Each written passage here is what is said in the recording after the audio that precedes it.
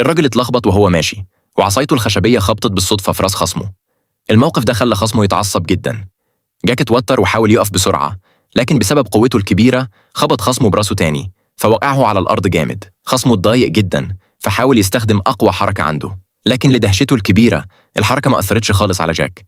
والأغرب من كده إن جاك قدر يتعلم الحركة دي بنفسه بمجرد ما بص عليها. وبينما جاك بيحاول يسيطر على القوة الجديدة دي، العجلات اللي بتلف فجأة بدأت تتحرك وتتجه ناحيه الخصم. جاك اتفاجئ باللي حصل فاستغل الفرصة وجري لقدام ومسك خصمه بقوة من عند رقبته وسيطر عليه تماما. وقبل ما الموقف يوصل لنقطة خطيرة، واحد من أصحابه وصل بسرعة عشان ينقذه. في اللحظة دي خرجت موجة من النيران وغطت المكان كله. الجو بقى مليان لهب وصريخ، لكن الغريب إن جاك فضل واقف من غير ما يحصل له أي حاجة. بعدها راهب هجم بقوة، لكن جاك واجه الهجوم بثبات، وفجأة اللهب انعكس ورجع ناحية الراهب نفسه. جاك بعدها تقدم خطوة لقدام وبدفعة قوية خلاه يطير بعيد. وفجأة معبد بعيد انهار بطريقة غريبة، فجاك جري للمكان مع أصحابه. كان قلقان إن ممكن يكون في ناس محبوسين تحت الأنقاض، فقرر يدور بنفسه جوه الحطام.